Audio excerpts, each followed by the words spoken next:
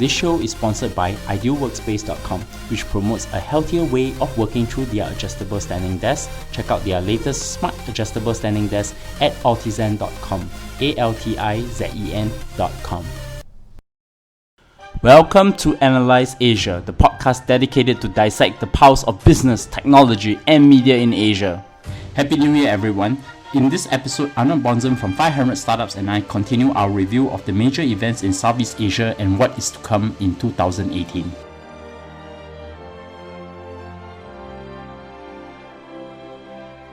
Welcome back. And with me, Arnaud Bonzom, venture partner at 500 Startups and co-founder of Bet on the Money. We did the first part on Southeast Asia. I mean, maybe this is because this is my territory. I'm just joking. So we needed to do a two-part. And I think the question now is that we want to go into the event 4. And then this is probably a big topic because I'm getting, 5 years ago, if I talk to somebody from China, they have no interest in Southeast Asia. I talk to the media portals there, nobody cares. Today, they are like calling me up every other day and say, hey, do you have any interesting news on Baidu, Alibaba, Tencent, Mobile, Ofo, Xiaomi, Huawei, this is becoming very interesting. And I think one of the major things that will actually happen, I think it started since 2014 in where I work because SingPost was invested by Alibaba for more than US 250 million above. So that steps up the whole game of what Alibaba is doing in this region, and now Tencent's adding in. And so event 4 to me is Alibaba and Tencent stepping up their global expansion plans in Southeast Asia and India. You probably have observed all this thing going on. Amazon is in too, and Google has been much more active in tackling against the Indian startup unicorns in that with Amazon as well. Who will actually win out this e-commerce, logistics, and cloud computing between Amazon and Alibaba in Southeast Asia? Because I've been hearing startup founders, I've been hearing corporations that they're willing to go with Alibaba Cloud. To my American audience, I'm very sorry to tell you that people don't care about privacy here. People cares about price sensitivity. People cares about what kind of services you give in this region. So where do you think this will go?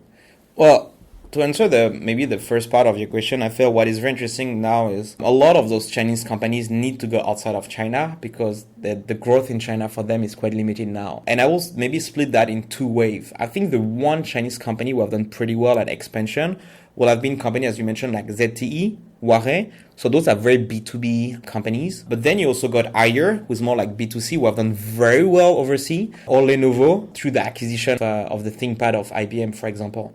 So these have been like several of Chinese companies who have done pretty good expansion overseas. Depend how you consider Foxconn as Chinese or Taiwanese, but there's also one who have done well at expansion. So I think they start to learn about how to go outside of China, where US companies are quite used to already to go outside of US quite quickly. I think the second wave of those companies are more like the Xiaomi, the Alibaba, Tencent, G.com, for example. Those are, or Ofo, Obike, like those companies are going outside of their own region to expand. I think then when you look at cloud computing, I think is in Southeast Asia, when you ask founders what they should use, the no-brainer is AWS. So it's the first in mind. Everyone will say, I need to use cloud computing. What should I use? AWS, right? And I feel it's fair, right? That they're just the leader and is the one that everyone think about. But I usually really like the person who after that say, well, depends. What do you need?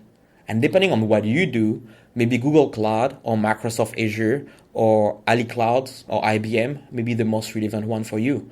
And I feel this is the right question. It's like, who between those 4 or 5 is the right for you? What have been the challenge before, and as you mentioned about the price, is I saw a lot of founders going for the one offering the biggest number of free credits.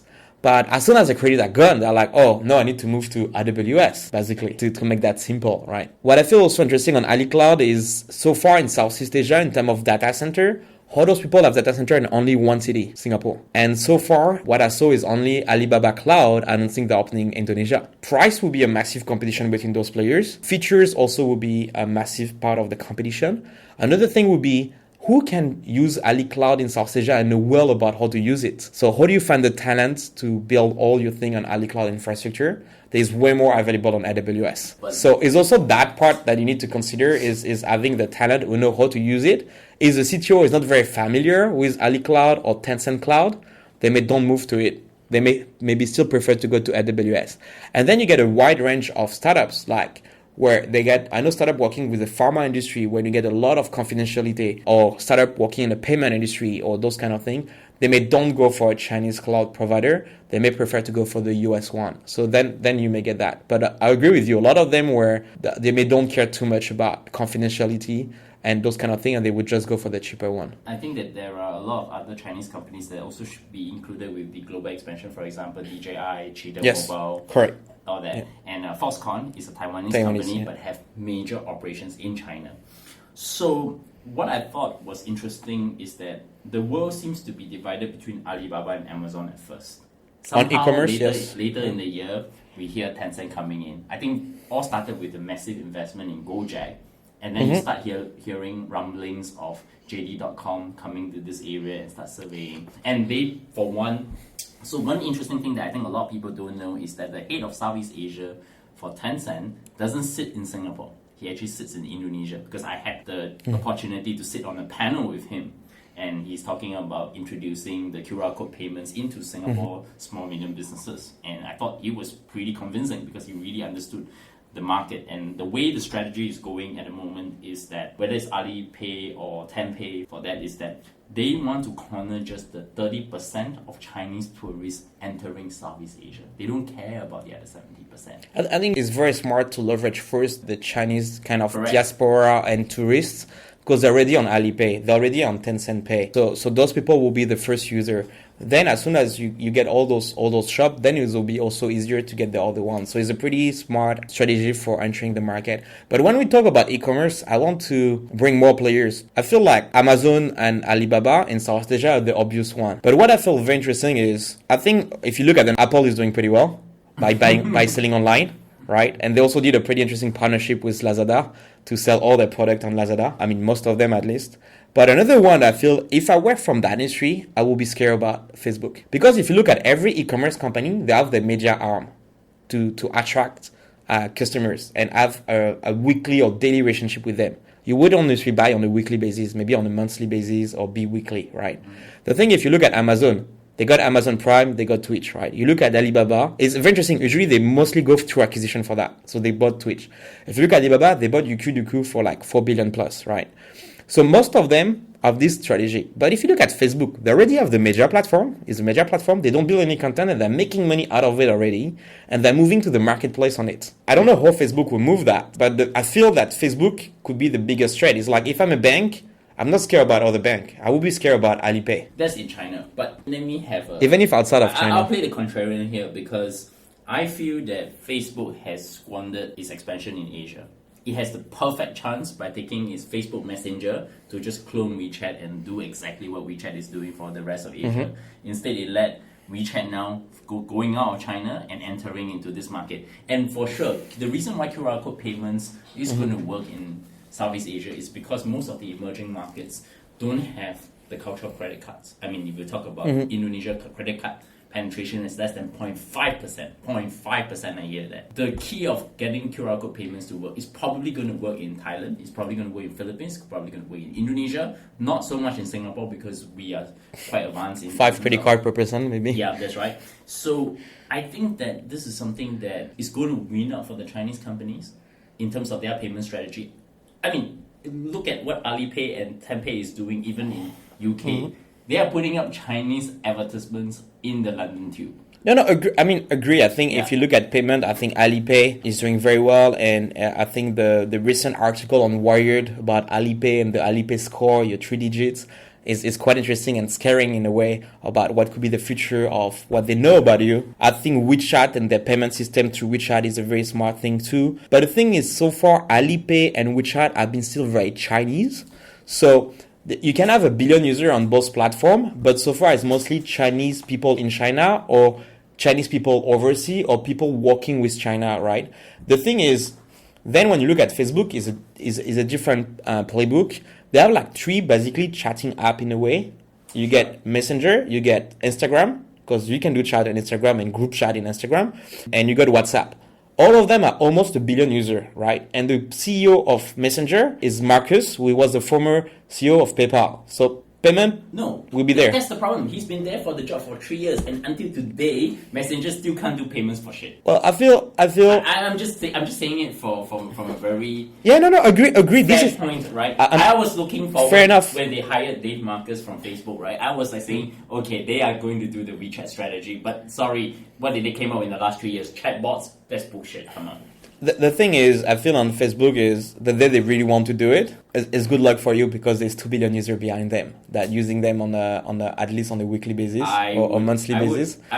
Look what they did with Snapchat. Yeah. The day they want to do it is and they really move it is very challenging for the person who have less user than them. You see, why I think Facebook can't win in this market is pretty simple. They just don't understand the emerging markets problems in terms of payment infrastructure. And that comes to my next question as well. I mean, what's Tencent's strategy in Southeast Asia? And because they're entering with JD, they're entering Garena, they also have investments with all the various messaging apps in the region. So they have to take on not just Alibaba, right? They also have to take on Amazon. They just have to take on Google, Facebook, all at the same time. And it seems to me that their strategy seems to be, let's go for the largest market. I mean, they even bypass Singapore, although they may have a small presence in Singapore. But they are actually thinking in terms of largest market and in terms of partnerships. Do you see Tencent actually becoming a stronger force, or they will just be, at some point, going to the Chinese way of doing things? Let's just ally each other and kill off the rest, and then we'll settle it between ourselves later. I think, first, I'm a huge fan of Tencent. I really like what they do. They're very low profile. The CEO Ponima is quite low profile too compared to Jack Ma. I think a lot of people know Jack Ma is CEO of Alibaba.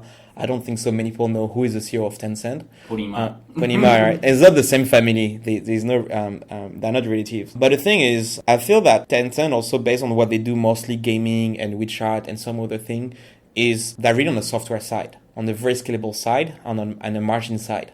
Where if you go to Alibaba on the logistic e-commerce, margin are not very high. It's like Amazon. So I feel on that way they may be way more lean than an Alibaba. So I think this may be their strength. Gaming is also amazing in terms of community you can build and people to who you can sell things that are used to online payments. And if you want to convert only all the gaming people to e-commerce, I think you grab a large part. So what I feel for a lot of those industries is Tencent may go from the gaming side and the chatting side. So basically you look at what someone will do on a daily basis. So it's why I feel the bike could be very interesting for the ride-hailing industry. So what you do on the daily basis, so it's like payments, like Alipay or gaming or WeChat. So it's like chatting. And it's why I feel Facebook also is strong on, is what I use on a daily basis, right? And then on top of that, you build like the e-commerce and the marketplace and all those kind of the things where like more low engagements, like more like on a bi-weekly or monthly, but maybe higher margin, depending on what are the other business you do, right? And also help those companies to diversify and don't have all the money by payment fees or advertisement. You know, you brought up that point about Tencent. I think in comparison between Tencent and Facebook, I have this magical chart in my room, and it's usually what I do is I state down Facebook. You have Instagram, WhatsApp, Facebook itself, right?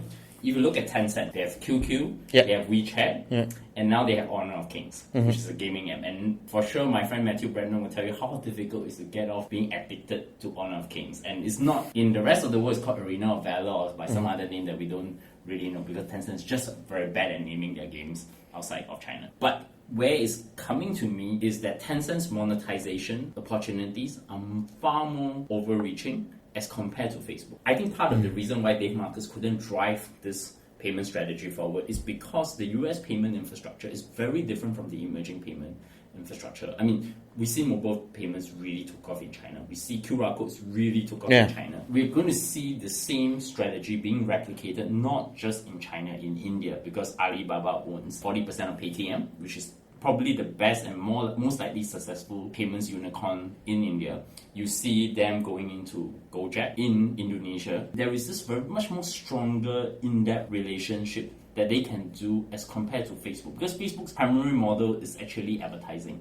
If you really look at their quarterly results, most of the revenues is just coming from advertising and nothing else. The thing is, when we look at Facebook, I think their strength is maybe the only platform with 2 billion users. So they have the reach that people don't have. Sure. And then they also have those 3 apps that we mentioned that where on each of them they may have 1 billion users, right? So I think this is the reach first, right? They have the reach. Then is how do you monetize that part? The other part, I think the challenge that Facebook managed, it was not an easy one. It was the transition from being a web company to a mobile company, when now they have more revenue on mobile than on the web. So this was not that easy transition for them to do, since in the US it's maybe more like used at the web than on the mobile, for example, compared to Asia, where most people will be mobile because they don't have a laptop. So the thing is, they manage that transition. And then I agree with you on the payments. For those companies, it's difficult to really understand what is Asia, because their pattern or their usage is about what is a US company, US market. I don't know if they're still doing it, but for a while at least, Facebook was a day in a week where the internet connection can slow down.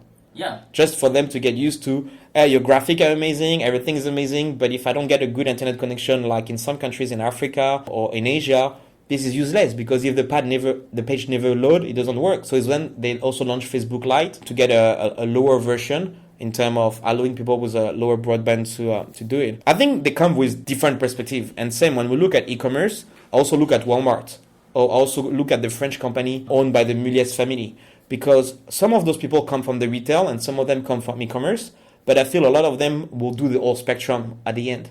And then is it Walmart who win against Amazon? I don't know. I would maybe feel Amazon is a good shape, but if Amazon want tomorrow to get as much shop as Walmart, how much this will cost? I think this will be a pretty good thing that we will monitor ongoing, whether Tencent and Facebook, how they're going to duke it out in Southeast Asia. But one thing for sure that I've just heard this from Nuni Purnell from Wall Street Journal, that Google is actually giving Paytm a run in their money with their new test app, which actually I'm surprised Google can actually do a payments app well in India. Yeah, Google Wallet also been there for a while. Right. But when we compare Facebook and Tencent, Facebook also tried to bring back games on Messenger, where before Facebook was huge on games and basically this engagement really decreased. And then now they have launched also those mini games in Messenger. So they want to bring back gaming also on their platform. So it's quite interesting to see them on that way too. I'm more bullish on Tencent than on Facebook. So I'm going to come to the last event, which I think is very interesting. I think you pointed this out really, and I really didn't thought about it in that way. There is a consolidation and also strategic partnerships that's formed between the disruptors, whether it's Uber, Grab, and the incumbents in Southeast Asia. For example, incumbents means the traditional taxi companies like ComfortDelGro. And I think that there is a very rich part of the conversation that's actually not drawn out. And I would like you to tell me about what is the observation in Southeast Asia. I found like several of those kind of partnership. What I find interesting is usually you just feel like the new company, the startup will just come and disrupt the old company, right? And what is interesting also is to see like how the company like Alibaba and Tencent behave. Alibaba usually go for acquisition, right? So if you look at Alibaba and Lazada, they put 2 times $1 billion, but at the end they own 83% of Lazada. So they went for acquisition. Where Tencent is more on a partnership strategy. So for example, they did also these joint ventures in Thailand with Ugbi. So Tencent usually is more like partnership and Alibaba is more like looking at acquisition. It's different behavior, also different DNA in terms of companies. But then what we also saw is like a lot of those new companies are also looking to partner with those incumbents. So for example, for distribution. So if you look at Uber, they in a way I will say they're old because it's already like 8 years plus old. When they come in Singapore, they need cars. So they also did a partnership with Smooth, right, to get car for their driver. Or if you look at Ant Financial, they also, or Mall, they have partnership with 7-Eleven because they need to distribute also their product. So, and they need to rely on retail also sometimes. It's not everything online because some people, maybe they need to pay cash and online means usually credit card or debit card. And the processing for them is Nets in Singapore for Alipay in the last few years. Yeah. And then you see like partnership like family businesses like the Lipo family in Indonesia did a partnership with Grab. Or you see Gojek doing a partnership with Bluebird, so the one of the leadership taxi company in Indonesia, right? Or you see recently Uber also selling their a large the majority stake in their rental car company to ComfortDelGro, right? Yeah, so that's a US $400 million deal, and to be honest, in Singapore, $400 million deal between Uber and ComfortDelGro. So if you think the market is small, sorry, the deals are very big, much bigger than what you have seen in Indonesia. You see, like, for example, initially SpaceMob, a co-working space, did a partnership with Ascendas. That's right. So you get a real estate company here doing a partnership with a new company. And then SpaceMob got acquired by WeWork, right? So then we go back to the talent war. So is it WeWork acquiring SpaceMob for the talent? Must be one of the reasons. Same, you see Google who bought Pi. Must be more for the talents. Maybe we'll start to see a little more of IKEA. Like Carousel have done several IKEA too. That's right. To get some teams. One interesting part of this is that you don't see that in the US and in China. In China and US markets, you tend to see disruptors are very anti-incumbent. I mean, Amazon and Walmart, I think, is the best example, right? They are literally on each other's toes and they are trying to go into each other's territory. You see China, I mean, Alipay Alipay and Tenpay, which Alibaba and Tencent, what they are doing is they're totally disrupting the banks. In fact, the traditional banks have not much digital strength at all. They are very dependent on Alipay and Tenpay at the moment. So, and this is also happening in the insurance industry in China. It's also happening the same thing in the US. But I think Southeast Asia has this very strange dynamic that's going on, right, between the incumbent and disruptors. Because even if like US company will do partnership here, for example, Disney signed a partnership with iFlix, right, in Malaysia. Yeah, that's right. Or for example, another very interesting one is before the launch of Amazon, you got this partnership called Live Up, which I subscribed because it's kind of definitely a no-brainer. You got Taobao, Lazada, Redmart, which all of those companies are basically Alibaba, partnership with Uber and Netflix to create this partnership to be able to compete against Amazon Prime. So then you get a mix between US companies like Uber and Netflix partnering with Chinese company, again, a US company. So you start to see, like, I think it's because also the war is they want to go fast. And if you want to go fast, it's easier to do a partnership than try to build by yourself.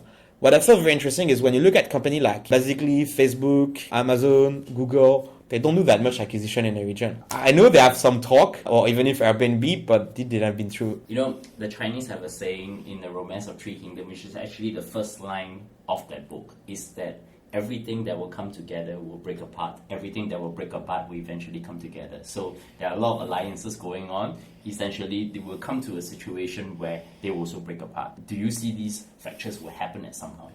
I think it's still early to say because a lot of those partnerships have just happened in the last 1 to 2 years. And several industries are doing it a lot, like the ride-hailing are doing a lot. I mentioned like SpaceMob and Ascendas, right? But you also got Collective Works with Capital Land. And Capital Land also have done partnership with several other players. So Capital Land is quite also a large player. I will say that the country also where has a lot of partnership is France. So France, for example, has a lot of partnership between corporate to engage with startups, for example.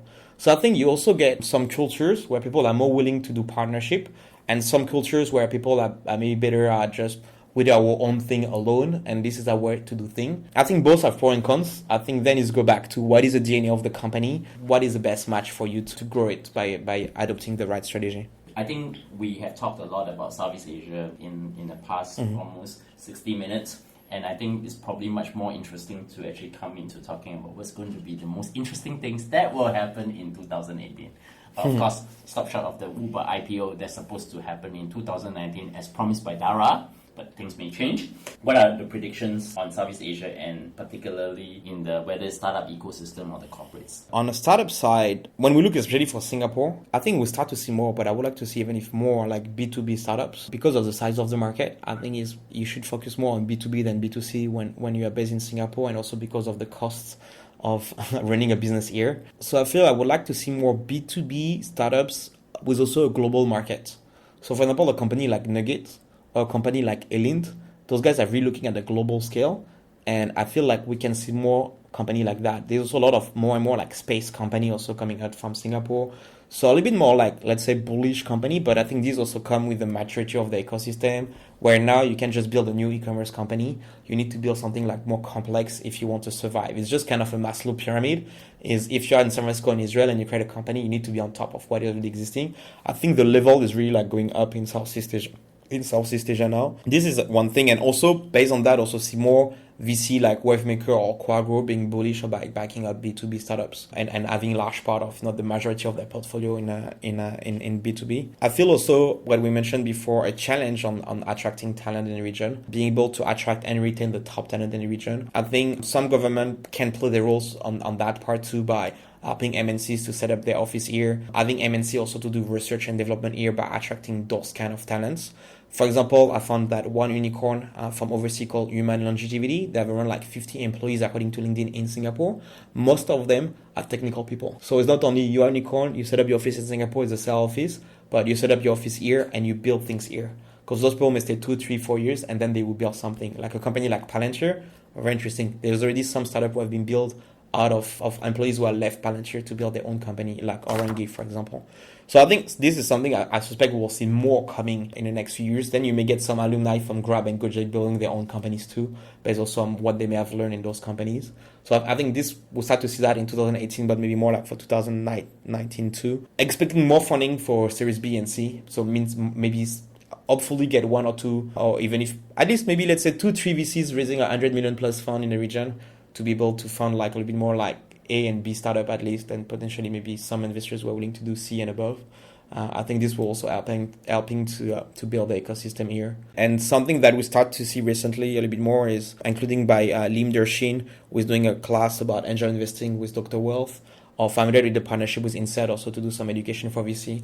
I would like also to see a little bit more education for investors, being sure we don't see too much bad term sheet or bad terms or board meetings not run in a proper way. Hopefully we'll see more of those kind of things in the future. There was one thing I thought we have a chat before we actually started this conversation. It's about the upcoming payment wars between Alipay, Tenpay, Grab, Gojek, Razer, Garena, or C now. Because seriously, everybody, when you hear the word Garena, it's just talking about C. Okay? Yeah. I think the Honest Bee is also involved. A lot of companies are actually involved in this payment war games. So I think that payment war will be very interesting because I will do the split between two categories. You may get the local player like Grab, Garena, C, and Gojek. So this will be the local player. And with advantage for Grab and Gojek, they already have a massive number of users. And for them, I feel strategic to have payments because I will use payment on a daily basis. I may don't do a booking on a daily basis, but they're building habits with you. And this is a very interesting part. Because if I always use that app for payment, I may use it for other things. So this is the Gojek playbook, which was a Tencent playbook. And by the way, to go back to Facebook, when he was a professor at IMD, was saying like, what is a messenger roadmap is WeChat. This is a roadmap of messenger. Yeah. But I agree with you so far. We didn't saw that much on that part. I'm the one who says since 2014 that Facebook should just clone WeChat, but they freaking didn't listen to me. And then on the second part, I like more like the foreign company where you got Tencent, Alipay with Ant Financial, Alibaba, Razer, who also have something with Mall. So we go back to those kind of partnership, and Apple Pay also. So I think it's quite interesting because those may be among the most strong players in that field, but you get way more than that. In terms of payment system. I think I'm quite curious to see which one will dominate South Asia, which one may dominate some countries. Start to see like which kind of payment people will use. I just did this month my first transfer of money between two GrabPay accounts. It was pretty easy to do, pretty fine. Interesting, we did that and not PayPal, where we both had PayPal accounts, but we did GrabPay. Maybe a little bit of curiosity about how it works after I've done like few payments through it. So I think this would be very interesting to see like who will be able to emerge as a leader. I think this will be also like a massive battle between those different people to be able to get that part. And of course, Alibaba will, and all the e-commerce companies, Alibaba and Amazon. Let's see what Amazon do also on that part, if they're willing to adapt here and maybe do a potential partnership with GrabPay. They may go more to Grab, maybe not to the Tencent part. Yeah. We'll see. The enemy of my enemy is my friend, right? So we'll see all those kind of partnership structure may happen, or if Amazon want to build its own payment system in the region. Arnaud, many thanks for coming on the show. Thanks for having me. Pretty long conversation, and we talk a lot of data. I want to ask you in two questions for the closing. First, can you recommend a book, podcast, or movie which has major impact of your personal life and work life recently? So I got asked the same question by A27 recently about the books I read this year and which one was an interesting one. I think if I keep one, the one where I feel like very interesting is, so it's a book that I found in a small shop in Portugal, which is and when I was there, and it was a book in French, so it was quite funny to find that there. And this book is a thesis of a French guy who wrote like 1,200 pages about Porto. So Porto is the second city in Portugal. The first one is Lisbon, which is the capital. And the book is about Porto and their position in their region. So I feel that's very interesting because it's a book about more like urbanization and how a second tier city can build its own ecosystem, attract talent and etc. to themselves. And what is all the other cities around them? So what is the agglomeration? So it's very interesting because it's like, basically, instead of thinking about Lisbon and Porto, think about Tencent and Alibaba, and the investment they're doing around them is like the other small cities around them who are gravitating around them, and how they can fight against each other, and how they can attract the top talent, and etc. So I like it because it was very deep, and it's not only about, half a page press coverage about something happened, and I like it because when I read that, I read through the perspective about how do you do between two startups or two large companies to attract talent, and see like what are the constraints you have and the challenge you need to face. And I feel it was interesting and also refreshing, but not really only about tech. Even if I was always thinking about tech behind, But I really like that kind of book. Interesting you mentioned Porto. Is also the football club is the start for my favorite manager who got his career break. Jose Mourinho? Yeah. Right. So Mourinho, by the way, was impressive because he came to in Porto. He won the UEFA Cup, then he won the Champions League, and then he went to several clubs where usually he don't do that well the first year, but usually the second year he won a major title. The challenge of Mourinho, I think, the team doesn't last with him. Is a very so it's kind of the guy you need to bring if you want to win a title. But it's not like an Arsene Wenger at Arsenal for 10 years. I have a book to recommend, and it's funny, I'm actually going back into history. It's called The Corporation That Changed the World by Nick Robbins. And it's a book about the East India Company. And a lot of people probably didn't know this is probably the first multinational company in the 1600s, and it expanded for at least 274 years before it collapsed in 1874.